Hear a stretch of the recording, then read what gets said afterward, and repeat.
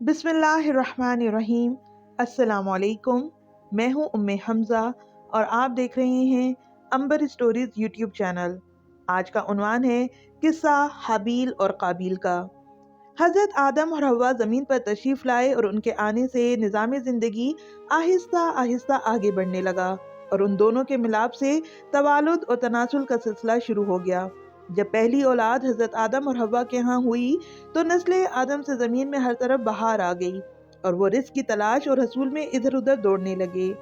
हज़रत हव्वा के यहाँ हर विलादत के मौके पर दो जुड़वा बच्चे एक साथ पैदा हुए, एक लड़का और एक लड़की। मौरखीन ने लिखा है कि हज़रत आदम और हव्वा के यहाँ इस तरह से 20 विलादतों में 40 औलादें हो गईं, यानी 20 लड़के और 20 लड़कियाँ। अब उनकी शादियों की फिक्र होने लगी तो अल्लाह पाक की तरफ से ये तय पाया कि एक जोड़े के लड़के से दूसरे जोड़े की लड़की का निकाह किया जाए और उन्हीं बच्चों में एक लड़का हाबील और उसकी बहन पैदा हुए और दूसरों में एक लड़का काबील और उसकी बहन पैदा हुए। अब दस्तूर के मुताबिक हाबील का निकाह काबील की बहन से होना करार पाया और काबील का निकाह हाबील की बहन से तय हुआ। और ये दोनों भाई हाबील और काबील अपने अपने कारोबार में मसरूफ थे। काबील खेती बाड़ी करता था और हाबील ने भेड़ बकरियां पाल रखी थीं और ये दोनों लड़के भरपूर जवान हो गए और हर एक शादी का ख्वाहिशमंद था ताकि वो अपनी बीवियों के साथ सुकून से जिंदगी गुजार सकें।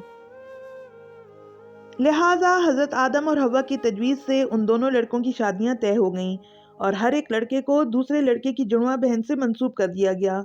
लेकिन काबील को इन शादियों में लड़कियों की निस्बत एतराज़ था और चूंकि काबील के साथ पैदा होने वाली लड़की ज़्यादा हसीन व जमील थी, इसलिए वो खुद उसी से शादी करना चाहता था, जो हज़रत आदम अलैहिस्सलाम के इस्लामी दस्तूर के ख़िलाफ़ था। और हज़रत आदम अलैहिस्सलाम ने उसे बताया कि दस्तूर के मुताबिक तुझे दूसरे भाई की जुड़वा से शादी करना होगी, लेकिन वो इस पर बज़िद था कि नहीं, वो अपनी वाली जुड़वा लड़की से ही शादी करेगा। हज़रत आदम अलैहिस्सलाम ने उसे समझाया कि हिर्स, लालच और ख्वाहिश नफसानी इंसान की दुश्मन है। जिसने इन तीनों ख्वाहिशों को मद्देनजर रखा और अल्लाह ताला के हुक्म को तोड़ा, वो जुल्म और ज्यादती का मुर्तकिब होकर जिल्लत और रसवाई का मुंह देखेगा। लिहाजा हज़रत आदम अलैहिस्सलाम ने अपने बेटे काबील को भतेरा समझाया और उसे उसके गलत इरादे से बाज रखने की पूरी कोशिश फरमाई, लेकिन काबील जिद पर अड़ा रहा कि मैं तो अपनी वाली से ही शादी करूंगा। और काबील वो पहला शख्स था जिसको निस्वानी हुस्न जमाल ने गुमराह किया था। हज़रत आदम अलैहिस्सलाम हर वक्त सोचों में गुम रहते कि अब क्या करें। आखिरकार अल्लाह ताला ने उनकी रहनुमाई फरमाई और उन्हें इल्का हुआ कि बेटों से कहें कि इस मकसद में सच्चाई मालूम करने के लिए अल्लाह ताला की बारगाह में अपनी अपनी तरफ से कुर्बानी करें, तो जिसकी कुर्बानी मंजूर हो गई उसकी मर्जी के मुताबिक ये शादी तय कर दी जाएगी। लिहाजा दोनों भाई इस कुर्बानी देने पर रजामंद हो गए और उन्होंने अपनी अपनी तरफ से कुर्बानी बारगाह खुदाबंदी में पेश कर दी। हाबील ने अपने रेवड़ में से ऊँट बारगाह खुदाबंदी में पेश किए और काबील ने गंदम का एक ढेर कुर्बानगाह में पेश कर दिया और हर एक अपना अपना मकसद हासिल करने की उम्मीद में लग गया और इंतजार करने लगा कि अल्लाह ताला की तरफ से क्या फैसला होता है। हाबील खुशकिस्मत और सच्चा था कि उसकी कुर्बानी अल्लाह ताला की बारगाह में कबूल हो गई और उसके भाई काबील की कुर्बानी नामंजूर हो गई, क्योंकि उसका इरादा दस्तूर के खिलाफ था और उसकी नीयत खालिस नहीं थी।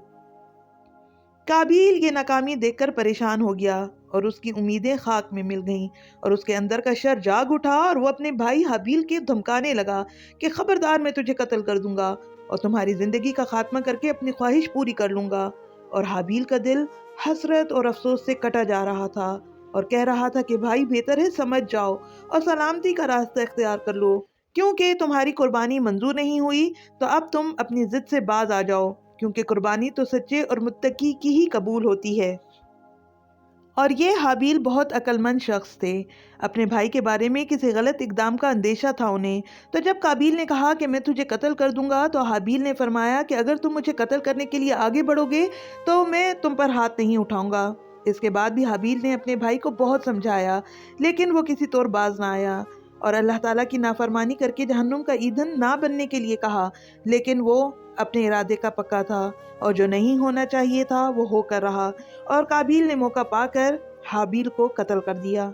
लिहाजा हाबील की जिंदगी का चराग गुल हो गया और वो अपने बाप की नज़रों से गायब हो गया और हज़रत आदम अलैहिस्सलाम अपने बेटे की गुमशुदगी पर परेशान हो गए और उसे इधर उधर तलाश करने लगे। شاید کہ اس کا کوئی سراغ مل جائے۔ لہٰذا حضرت آدم علیہ السلام نے اپنے بیٹے قابیل سے حابیل کا پوچھا تو وہ طیش میں آ کر کہنے لگا کہ کوئی میں اس پر نگران مقرر ہوں کہ اس کا پتہ رکھوں، مجھے کیا خبر وہ کہاں ہے۔ لیکن حضرت آدم علیہ السلام سمجھ گئے کہ اس نے اپنے بھائی کو قتل کر دیا ہے، لہٰذا وہ اس غم کو لے کر خاموش ہو گئے اور اندر ہی اندر کڑنے لگے اور بہت ہی رنجیدہ رہنے لگے۔ اور یہ حابیل دنیا میں پہلے شخص ہے جنہیں قتل کیا گیا۔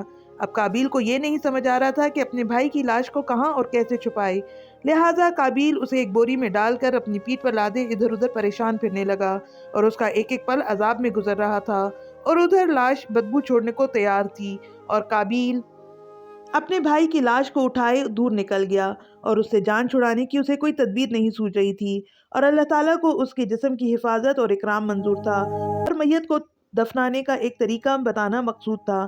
بس اللہ تعالیٰ نے اس کی رہنمائی کا ایک طریقہ پیدا فرمایا اور اسے ایک کالے کوے کا شاگرد بنا دیا، وہ اس طرح سے کہ اللہ تعالیٰ نے ایک کوا اس کے قریب بھیجا جو کہ ایک دوسرے کوے کی مردہ لاش لیے ہوئے تھا، اور کوا آیا اور اس نے اس کے سامنے ایک گھڑا کھودا اور اس میں اس مردہ کوے کو دبا دیا۔